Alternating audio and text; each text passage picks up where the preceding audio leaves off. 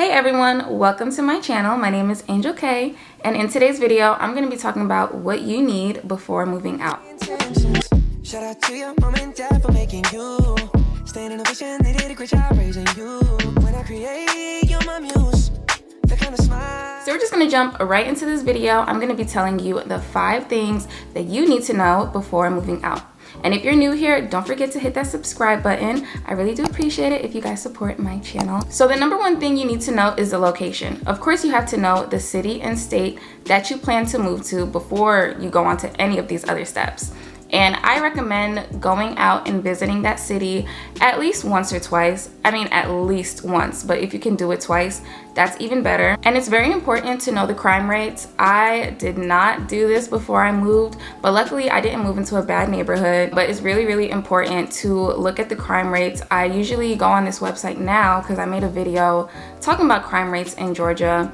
And I think it was called like neighborhood.com or something like that, but it does tell you the crime rates from like the highest to the least, and that is very important, especially if you know nothing about the state that you're moving to. You need to know the crime rate so that nothing bad happens to you, or at least you eliminate as much risk as possible. So when you figured out the exact city that you want to stay in and the crime rate is pretty good, you want to look at apartments. So the apartments, I think to me now, it's super easy because like I said, I do apartment videos. So I usually just go on like apartments.com to find all the apartments that I want to look at. And they usually have like almost every single apartment in every city. It's like the biggest apartment website ever. Apartments.com, that's going to be your best friend if you're looking for an apartment. And basically you want to go on there. I would say to find 5 of your favorite apartments that you definitely want to check out. Make a whole list of everything, of course, but then narrow it down to 5 that are, of course, in your budget and that you really, really love and you want to stay there for at least a couple months because, you know, leases at least a year, a standard lease, but you can have it shorter. And then the last thing you're going to want to know is how far it is from your job. So this is obviously if you are transferring to another city and you are just looking for an apartment and somewhere to stay. You want to know how far it is from your job. Depending on how you are as a person, how you wake up and stuff like that, and how long it takes you to get ready. I used to work like 15 minutes from my job and I would still be late sometimes. So I guess it really doesn't depend on how you are as a person, but you do want to know how far it's going to be from your job because 15 minutes is a big difference from like an hour. So speaking about jobs, the second thing you want to know, this is another huge thing, is a job. You got to have a job. Obviously, we all need money to survive. So you need to know what your plan is going to be. Are you going to look for a job when you actually move, or are you going to transfer or try and secure a job before you actually get there? Now, I do think that it is wise to secure a job before you actually move.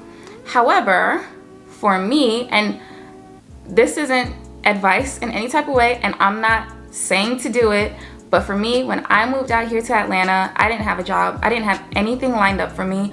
I just knew within myself, like I knew my skills and I knew what I could get. Obviously, I've had previous experiences and I have a whole resume full of stuff that I knew that I could go out for again. So that really wasn't a big concern to me. But if you are gonna go that route, I definitely do suggest making a whole list. I could show you guys if I could find my notebook. I made a whole list of like 25 different places within the same industry of potential jobs that I could work at. And I was on it. Like my first day here, I literally was like calling every single place, asking if they're hiring. I would go on the website, fill out so many applications. Like my job was looking for a job. So, you know, you really got to be a hustler. You got to know within yourself that you're a hustler if you're going to take that route to look for a job when you actually move. Because the last thing, the very, very last thing you want is to be living in a completely new state with no income and just relying on your savings. That is not recommended at all. Luckily, I did find a job within 3 or 4 days of moving. So, like I said, it is doable, but you really gotta hustle. You really gotta be on it every single day. As soon as you wake up, not thinking about anything else. Another reason why you should secure a job before you actually move is because it's gonna be way easier to find an apartment Of course, apartments are always trying to verify that you make 3 times the income, which is like, that's a whole other video. But they want to verify that you make enough income and that you have a job and you have money coming in. So if you do secure a job, you do have that advantage when it comes to apartments. But if you don't, which I didn't, I still was able to secure a apartment while still in the process of like starting 2 of my jobs that I had actually went for. So that's just that. And just to give you guys a little bit of insight, the jobs that I went for were basically restaurant jobs because I felt like it was so much easier to be a waitress because I had the experience and I get money daily. So whenever I had something to pay for, I got my cash the same day that I work. So that's why I went for it. And I was also a dance teacher after I switched, like a couple months later. The third thing you need to know and you need to have are some savings. You need to have, in my opinion, and I want to make more videos like this because I have learned how to budget throughout the years. I used to just kind of like, I used to be really good at budgeting, I'm not gonna lie, but now I've really got a system, and that system is having a checking account, a savings account, and an emergency fund. Apart from that, you know, business accounts and stuff like that, that's cool, but the 3 main accounts that you want to have is a checking, savings, and emergency fund. The reason to have a savings account and an emergency fund is because an emergency fund should just be that, just an emergency fund. That is it, nothing else. I do believe that sometimes I like to use my savings if I want to like go on a trip somewhere, if I want to buy something, you know, a little nice for myself, or if I'm saving up for an expense that I want in the future. Just like anything, if I want to save up for something in the future, I always have that. Or even just to save, just so if you have something that you want to buy in the future, you have that. But the emergency fund is to never, ever be touched, ever. So I recommend before moving to save at least between $5,000 to $10,000. I know that sounds like a lot, and it is a lot because I didn't even save half of that. But don't go by me, okay? I went through a lot since moving, and that's why I've learned and I'm able to make this video now. You want to save, the more the better. That's what I'm gonna say, the more the better. If your goal is to save at least $10,000 and you save $7,500, that's way better than moving to a whole other state with $1,000 in your bank account. Like, the more the better, the higher goal that you aim for. If you fall any short of that, at least it's like decent, you know what I mean? And then for the emergency fund, I would say an emergency fund should be at least $3,000, just because it's like, an emergency could really be anything. Something could happen to your car one day. You know, you might end up in the hospital one day if you don't have insurance. Like, I don't know, just anything could happen. I can't think right now. I hate thinking on the spot. Literally anything can happen. $3,000 I feel like is a good amount to have in case. And another thing is, if you do have an emergency and you do spend some money out of the emergency fund, it's important to replace it just as quickly as possible as you can. That sentence barely made sense. But replace it as fast as you can, because you always need an emergency fund. Like, you need to have it no matter what. And then the checkings account, for me, the checkings account, I always transfer money there for my bills, and I just let the bills come out whenever. Some bills I do pay manually, but for the most part, I like it to just come out. So I'll always have my money coming in straight to the checking account, put some away to the savings, and then I have my emergency fund that I never touch. So that's important. So when it comes to money, another thing that you want to calculate are your expenses. So you want to really make a list, literally make a list. I'm not saying grab a notepad and pen, but at least take out your phone, go on your notes app, and you want to make like a list of what you can afford or what you want to afford. You know what I mean? And that should be your rent, your car note, your insurance, your renter's insurance. The renter's insurance is for the apartment, which is needed. Your light bill, Wi-Fi, phone bill, and food. So those are about 8 things that should definitely be on your list. Anything extra is up to you. Also, your gas should be calculated into that, especially with these gas prices. But yeah, just anything you can think of, any expenses that you can think of, you really need to calculate that.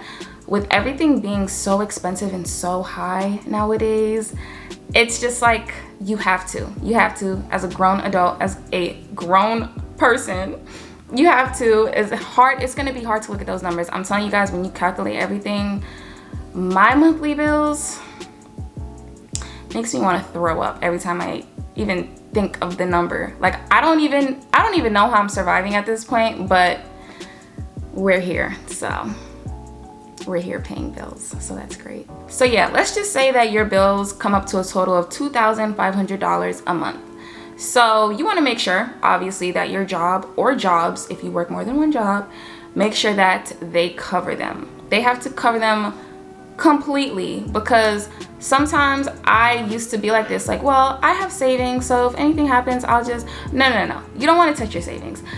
You do not want to touch your savings at all, because the problem with that is it becomes a habit and you just begin to rely on it and you think something magical is going to happen and you're going to be fine, and you're not.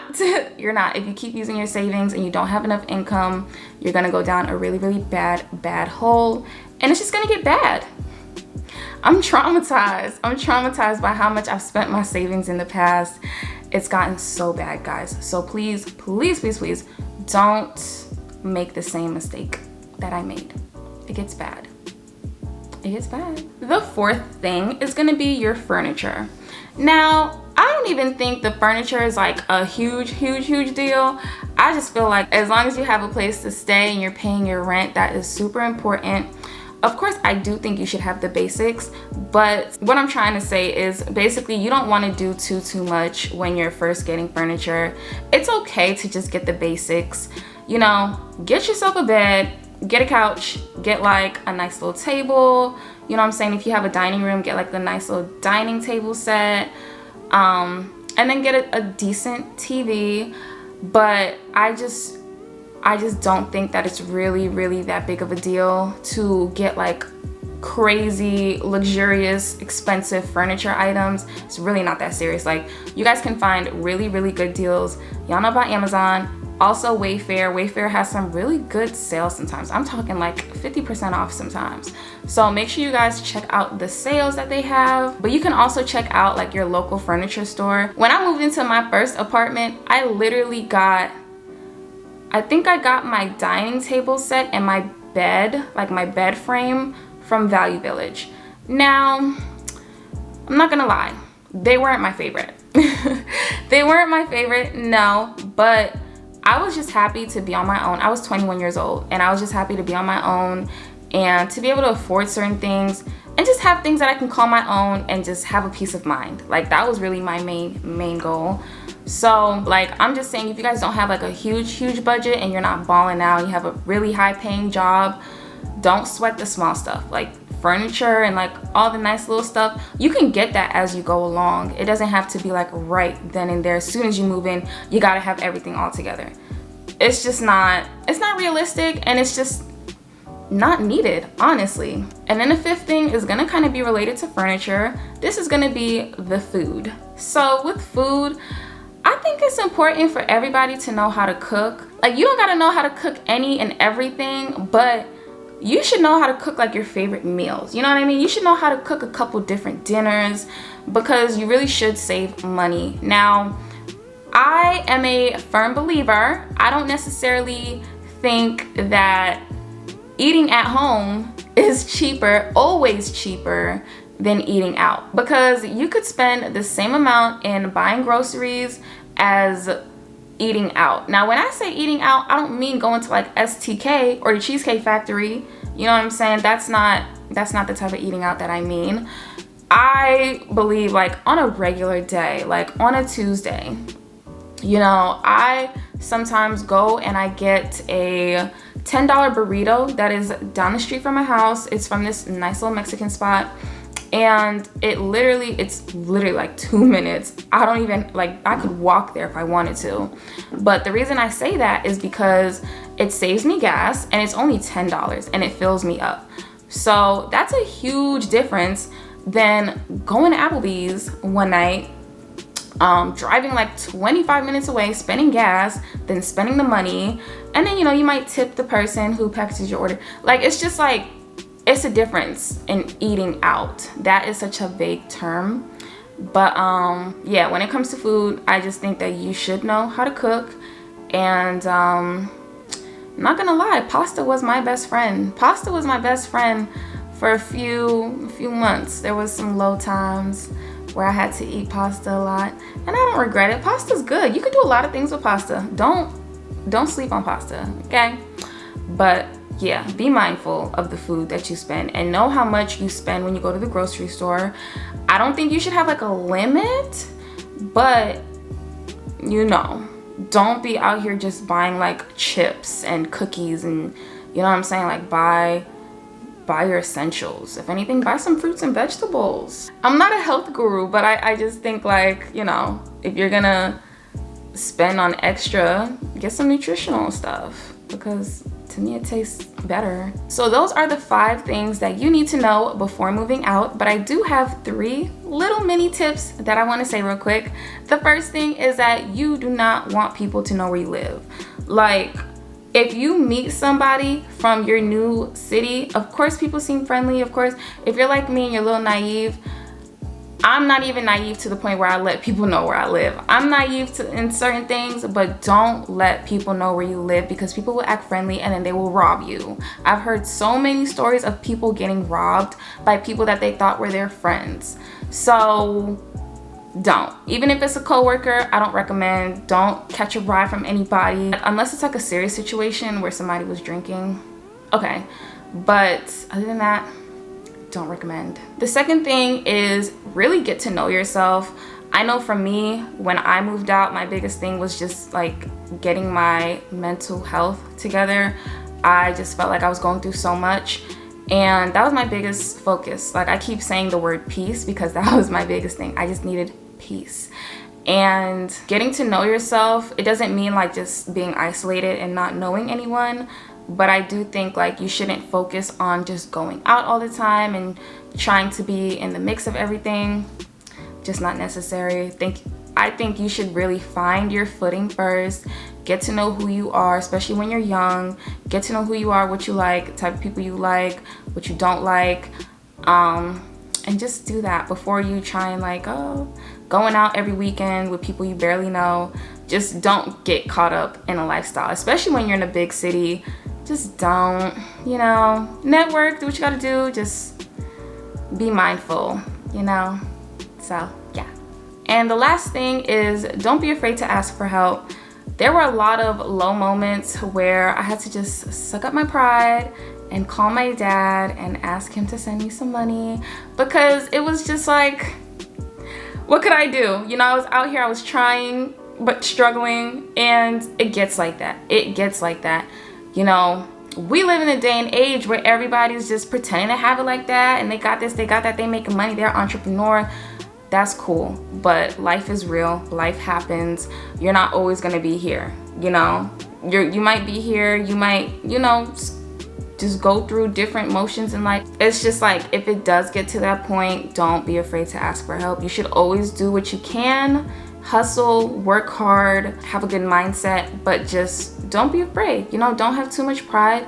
It happens. The one thing I would say about that though is to not ask your friends. Like, if they're close friends that you've known for years on years on years, and there's that level of trust built between you, then of course, like, it really depends on what type of friendship it is. But I'm a firm believer in not asking my friends for money, just because